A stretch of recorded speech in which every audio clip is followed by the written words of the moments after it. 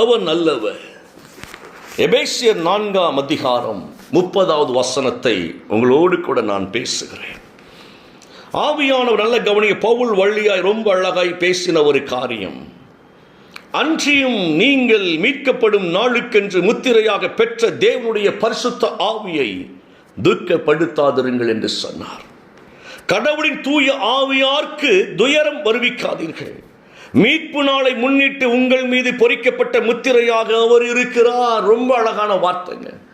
தேவனாகிய கர்த்தர் நம்முடைய ரட்சிப்பிற்காக ஒரு முத்திரை போட்டு வைத்திருக்கிறார் என்றால் அது பரிசுத்த ஆவியானவர். இயேசு கிறிஸ்துவின் வழியாய் நமக்கு முத்திரையை தேவன் பதித்து வைத்திருக்கிறார். இந்த முத்திரை எப்படி நமக்கு நல்லா தெரியும். ஒரு முத்திரை போடப்பட்டால் அந்த முத்திரை யார் மீது போடப்பட்டிருக்கிறது அது அவங்களுக்குரிய ஆசீர்வாதமாக இருக்கிறது. நல்லா கவனித்துக் கொள்ளுங்க. ஒரு புதையல் கிடக்குன்னு வைத்துக் கொள்ளுங்களேன். அந்த புதையலை எடுத்துக்கொண்டு இந்த புதையலை யாரும் பறித்து கொண்டு போய்விடக்கூடாது என்று சொல்லி ஒரு அரசாங்கம் என்ன செய்கிறது, ஒரு முத்திரை போட்டு இது அரசுக்கு சொந்தமானது என்று முடிவு பண்ணிவிட்டால் அதை யாரும் எடுத்துக்கொள்ள முடியாது. அதே போல நாம பரலோகம் என்கிற அரசுக்கு சொந்தமானவர்கள், பரலோக ராஜ்யத்திற்கு சொந்தமானவர்கள், பரலோகத்தின் மகிமைக்கு சொந்தமானவர்கள், பரலோகத்தின் ஆசீர்வாதங்களுக்கு சொந்தமானவர்கள். இங்க ஆண்டு ரொம்ப அழகாய் சொல்லுகிறார், நீங்கள் பரலோகத்தின் சொத்து என்று சொல்லி உங்களின் முத்திரை போட்டு வைத்திருக்கிறேன். அந்த முத்திரைக்கு பெயர் பரிசுத்த ஆவியானவர். இது சாதாரண வார்த்தை அல்ல. அந்த முத்திரைக்கு பெயர் பரிசுத்த ஆவியானவர். இந்த பரிசுத்த ஆவியானவர் தான் உங்களுக்கு முத்திரையாய் இருக்கிறார். இந்த முத்திரை உங்கள் மீது இருக்கிற வரைக்கும் இந்த உலகம் உங்களை சேதப்படுத்த முடியாது. இந்த முத்திரை உங்கள் மேல் இருக்கிற வரைக்கும் வியாதி உங்களை தீங்கு செய்ய முடியாது. இந்த முத்திரை உங்கள் மேல் இருக்கிற வரைக்கும் எந்த துக்கமும் உங்களை ஆளுகை செய்ய முடியாது. நீங்கள் ஜெயித்தவர்களாய் கலக்கி கொண்டிருப்பீர்கள். இந்த முத்திரை அவ்வளவு விசேஷித்ததாய் இருக்கிறது. எவ்வளவு பெரிய வார்த்தை பாருங்களேன்.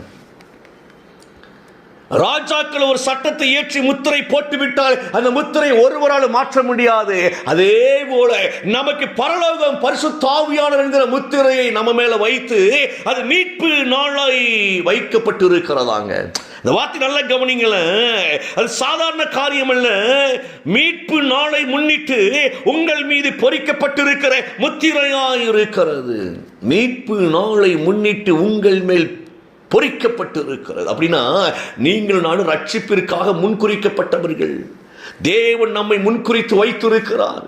அதனால பரிசுத்த ஆவியானவரை நமக்கு அவர் முத்திரையை தந்திருக்கிறபடினால இந்த ஆவியானவரை துக்கப்படுத்திடாதீங்கப்பா, அந்த முத்திரையை அசட்டை பண்ணி விடாதீர்கள் என்று பவுல் எழுதுகிறார்.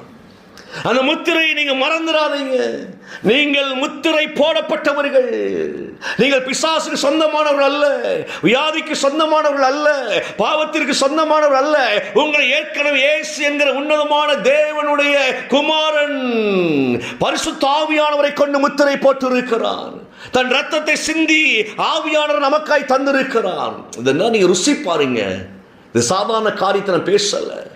இந்த உலகம் நம்மளை வேதனைப்படுத்த கூடாது என்பதில் தேவன் அக்கறை உள்ளவராய் இருக்கிறார்.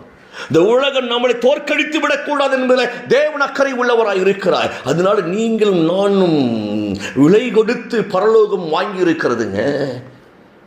பரலோகம் நம்மளை விலை கொடுத்து வாங்கி இருக்கிறது. இது ஏன் பிள்ளை, இது ஏன் குடும்பம்? சத்துருவே, இந்த குடும்பத்தின் மீது உனக்கு அதிகாரம் கிடையாது. நான் முத்திரை போட்டு வைத்திருக்கிறபடினால. ஆனா தேவ பிள்ளைங்க அதை விசுவாசிக்கிறோமா? ஒரு கேள்விங்க. அதைத்தான் இங்கு ஆண்டவர் வெளிப்படுத்துறாரு. துக்கப்படுத்திடாதீங்க ஆவியானவரை. ஆவியானவர் துக்கப்படுத்திடாதீங்க. நீங்க நல்ல ஒரு விஷயத்தை புரிந்து கொள்ளணும். நாம் எங்க ஆவியானவர் துக்கப்படுத்துறோம் நீங்க நினைக்கலாம். ஒரு ரகசியம் சொல்லி தரட்டுமா? நீங்க எங்கெல்லாம் துக்கமாக இருக்கிறீர்களோ அங்கு ஆவியானவர் துக்கப்படுத்தி கொண்டிருக்கிறோம் என்று சொல்லி அர்த்தம். ஆவியானவர் துக்கமாக இருக்கிறார் என்பதனுடைய அடையாளம் எப்படி வெளிப்படும் என்றால், நம்ம துக்கப்படுகிறோம் பாருங்களேன், நம்ம வேதனைப்படுகிறோம் பாருங்களேன், நம்ம பயப்படுகிறோம் பாருங்களேன். அந்த நேரத்தை புரிந்து கொள்ள வேண்டிய, நமக்கு சந்தோஷம் இல்லை, சமாதானம் இல்லை என்றாலே நாம் ஆவியானவரை துக்கப்படுத்தி கொண்டிருக்கிறோம் என்று சொல்லி அர்த்தம். இதுதான் ரகசியம். ஏன்னா ஆவியார் எங்கு உண்டு அங்கு விடுதலை உண்டு அல்லவா? ஆவியார் நமக்குள்ளதாங்க இருக்கிறார். அவர் நமக்குள் வாசம் பண்ணி கொண்டிருக்கிறார். அவருக்கு வேற இடத்துல தங்குவதற்கு வழியே கிடையாது. அவர் தூணிலும் துரும்பிலும் இருக்கிறவர் அல்ல. அவர் மிருகத்தின் மீது இருக்கிறவர் அல்ல. நல்ல கவனிங்க இந்த வார்த்தை. அவர் உட்கார்ந்திருக்கிற அவர் விசேஷித்த இடம் எதுவென்றால் உங்களுக்குள்ளும் எனக்குள்ளும் மனிதனின் இருதயத்தில் தங்கியிருக்கிறவராயிருக்கிறார். சோ நல்ல கவனிங்க, நமக்குள் இருக்கிற ஆவியானவரை நம்ம நினைச்சுக்கிட்டே இருக்கணுமா? நமக்குள் இருக்கிற ஆவியானவரை ருசி பார்த்து கொண்டே இருக்கணுமா? யோவான் 14:16-17 ரொம்ப அழகாய் சொல்லப்பட்டு இருக்கிறது.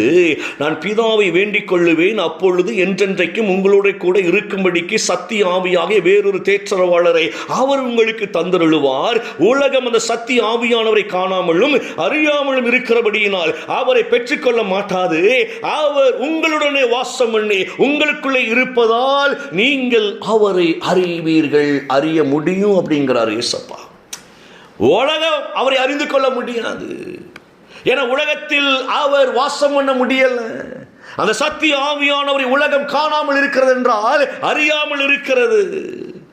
அவரை பெற்றுக்கொள்ள முடியாமல் தவித்துக் கொண்டிருக்கிறது. ஆனால் நீங்கள் நான் விசேஷித்தவர்கள். அவர் நமக்குள்ளே வாசம் பண்ணி நமக்குள்ளே இருப்பதால் அவரை அறியும்படியான கிருபையை பெற்றிருக்கிறோம். இந்த வார்த்தை மைண்ட்ல வச்சுக்கோங்க. இதை நீங்கள் வீட்டில் நல்லா தியானிங்க. ஆண்டவர் என்னோட கூட இருக்கிறாரா? அவருடைய பிரசன்னம் என்னோட கூட இருக்கிறதா? தேவ கிருபை என்னை தாங்கிக் கொண்டிருக்கிறதா? அப்படியே அப்பா கிட்ட சொல்லுங்க, ஆமென் ஆண்டவரே, இந்த ஆவியினுடைய வல்லமையினால் நாங்கள் ஒவ்வொரு நாட்களும் நடத்தப்படுவதற்கு நீங்க சித்தமாய் இருக்கிறீங்க. ஆனால் நாங்கள் அறியாமல் இருக்கிறோமே, நாங்கள் துக்கப்படுத்தி கொண்டு இருக்கிறோமே. துக்கப்படுத்தல் என்பது பல காரியங்களை குறிக்கும். அவரை அறியாமல் இருப்பது துக்கப்படுத்துவதற்கு அடையாளம். அவரை ஏற்றுக்கொள்ளாமல் இருப்பது துக்கப்படுத்துவதற்கு அடையாளம். அவரோடு உறவாடாமல் இருப்பது அவரை துக்கப்படுத்துவதற்கு அடையாளம். சோ நல்லா புரிந்து கொள்ளுங்க.